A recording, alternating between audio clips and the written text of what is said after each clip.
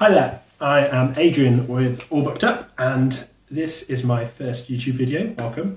My introduction to BookTube. And to do that, I thought, what a better way to do it than to do the Get to Know the Fantasy Reader book tag. So yeah, some questions so you get to know a little bit about me as a reader, particularly as a fantasy reader, which is definitely the main genre I read at the minute anyway. So without further ado, let's jump into it. Question one is, what is your fantasy origin story? So how did you come to read your first fantasy novel? So for me, the first fantasy novels I remember reading as a kid were the Redwall books. So the first one I really remember is Martin of Redwall, particularly. So these are by Brian Jacks. They are a anthropomorphic animal world where these animals live in castles and forts, and they speak and they dress and they fight like humans. It is very much middle grade. It is a lot of fun, and it was something that as a child I was a big fan of. I really like those books. I would say as an adult, I didn't read much when I was at university. I barely read anything while I was at university. But what got me back into reading fantasy when I left uni was actually Jim Butcher, the author Jim Butcher, and the Dresden Files. So I'm sure many of you have heard of this or read this. It is an urban fantasy series based in Chicago, and it's following a wizard, Harry Dresden, who is a professional wizard. You can find him in the phone book. It's a really interesting premise, and it was, in fact, the audiobooks of that were read by James Masters, actually what got me back into fantasy as an adult. And I absolutely love those. I still love those. He released 2 of them last year, and they are brilliant. That's what got me back into fantasy as an adult. So on to question 2. If you could be the hero or heroine in a fantasy novel, who would be the author, and what's one trope you'd insist was in the story? So the author I would pick would be John Gwynne. So he's a big love of BookTube content at the minute. I know lots of creators on BookTube absolutely love John Gwynne at the minute. He's definitely getting more and more well known. I read the 7 books of his that are out currently. I read all of them at the end of last year, so the end of 2020, and I absolutely love them. I absolutely adore them. I think they're brilliant. The Faithful and the Fallen is one of my favourite series of all time at the minute. I just absolutely adore it. And then for the trope I'd insist was in the story, I want him to write me a revenge plot. For those of you who've read his works, he does have the odd revenge plot in there, and they are absolutely wonderful. I would absolutely love to be a hero in one of John Gwynne's stories, and I would absolutely love him to write me as the main character in a revenge plot. That would be perfect. Brilliant. Question 3. What is a fantasy you've read this year that you want more people to read?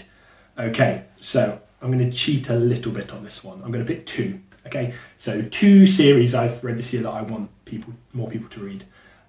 Firstly, let's go urban fantasy. So in January I read the entirety of the Paternus trilogy. So I don't know if you've heard of this, but it is by a guy called Dirk Ashton. It is one of the few self-published series I've actually read and actually finished, but it is brilliant. It is very much urban fantasy.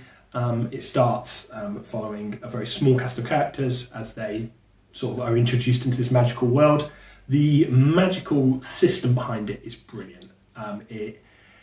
It basically takes all the mythology and sort of religions of our world and sort of crams them all in and jams them together and sort of gives you these demigods that we follow along with. It's a very interesting trilogy, and I think a lot more people should read it. I think a lot of people would really like it, especially if they're into that urban fantasy. I'm going to cheat and have a second one here for epic fantasy. So the second one would be The Long Price Quartet by Daniel Abraham. I started this in February, so last month. I read the first 2 books in February, and I read the second 2 books just recently here in March. It is a wonderful, I would say beautiful series of books. It is, I've seen a lot of people describe it as slow.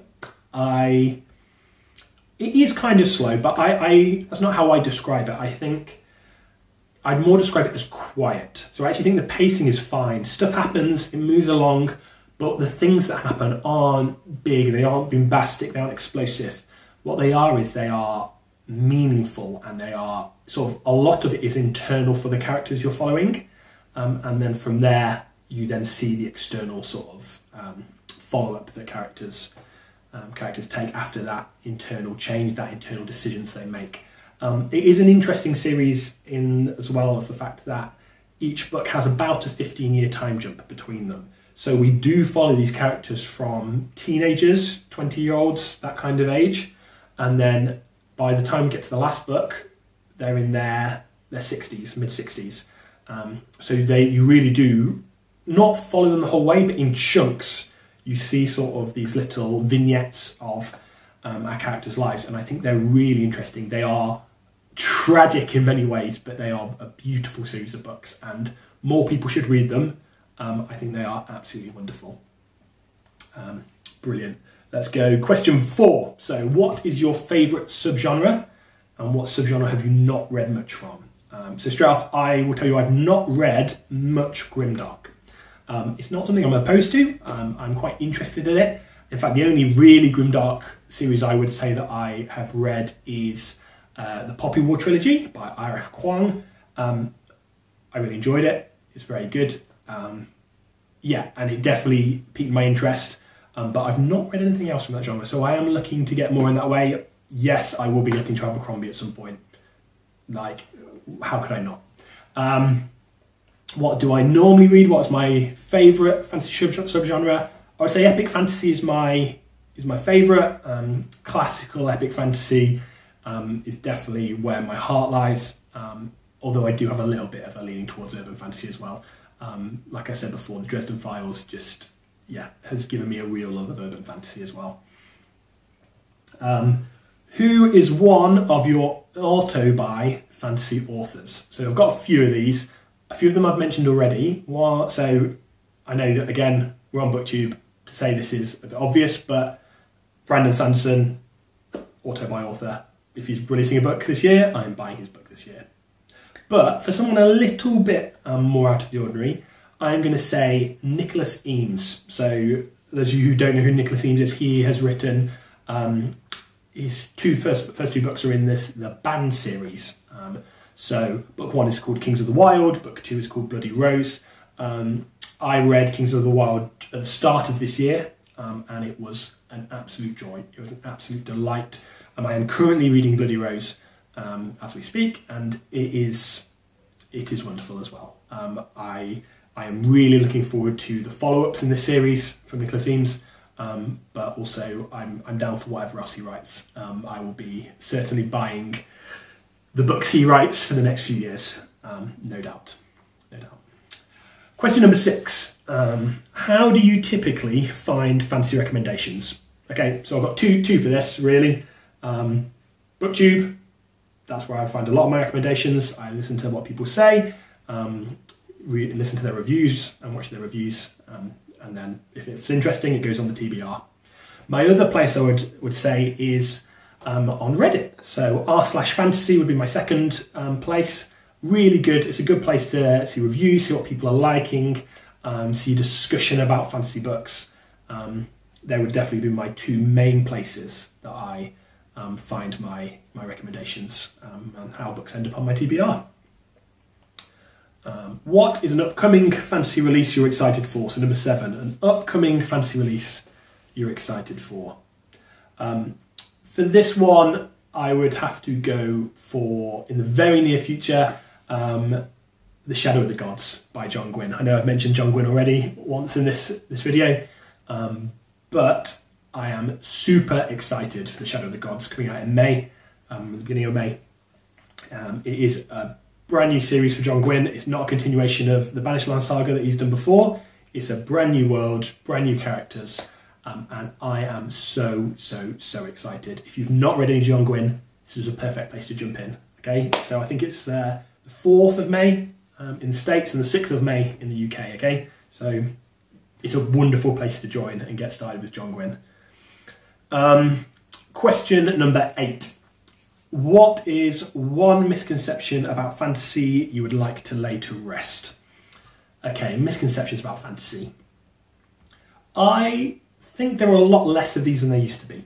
I feel like it is becoming more mainstream, and I think that's wonderful. The one thing I would say is there are, for some people who think that fantasy is not as deep, it does not have the themes that you get in literary fiction. And for me, I find that so not true. I think fantasy is a wonderful way of exploring real deep themes, whether that's philosophical, emotional. Going back to the Long Price Quartet that I've been reading recently, it explores wonderful themes of responsibility and grief and parenthood in a way that you could absolutely do in literary fiction, but it's not exclusive to that. Fantasy can do that so well. And I think in lots of ways, fantasy, by removing us from the real world, gives us a chance to explore these themes in a way where we have much less prejudice brought onto it. We don't bring our own bias to it because it's a different world. And so we can explore these things without all the baggage of our real world, sort of real world implications and politics and all that stuff. I think fantasy in lots of ways is better for exploring these themes than literary fiction is. And I think that's great. Great, we're getting towards the end now. Question 9. If someone had never read a fantasy book before, they asked you to recommend the first 3 books that come to mind as places to start, what would those recommendations be? So 3 books that first come to mind, places to start for a non-fantasy reader. First up, I'd have to say Mistborn, The Final Empire by Brandon Sanderson. I think that's a wonderful entry point for readers who don't really read fantasy. I think it explains the fantastical elements really well. I think there's just a wonderful story underneath it. I think that's great. For me, I've said before, Jim Butcher was one of the ways I got into fantasy as an adult. I think Stormfront, the first book in the Dresden Files, that series is a great choice if you want to get into urban fantasy.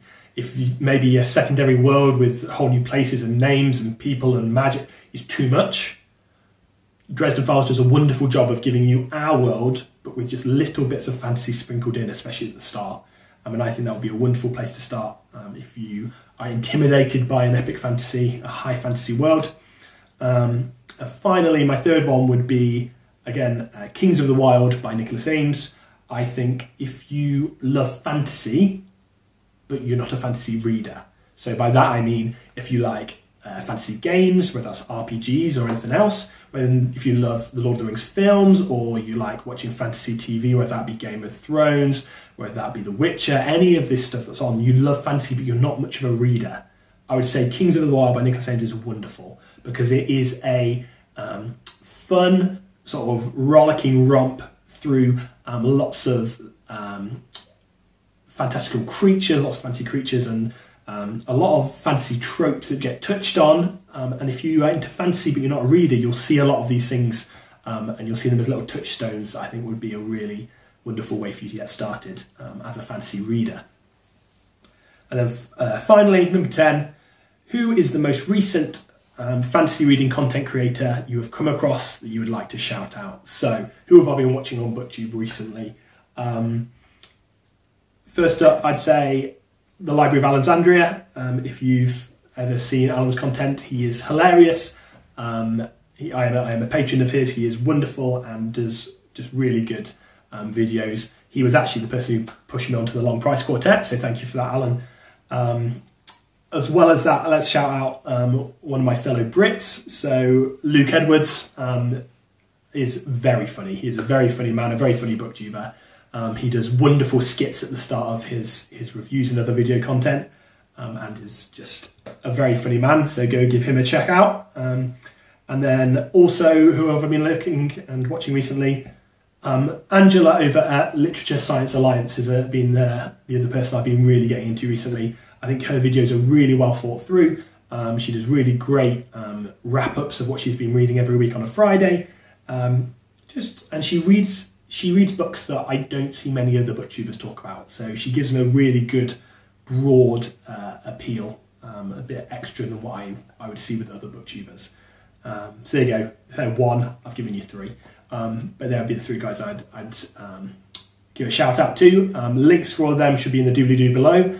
And that's it. That's the end of Get to Know Your Fantasy Reader. Yeah, welcome to my channel. Thank you for stopping in. And yeah, we'll catch you next time.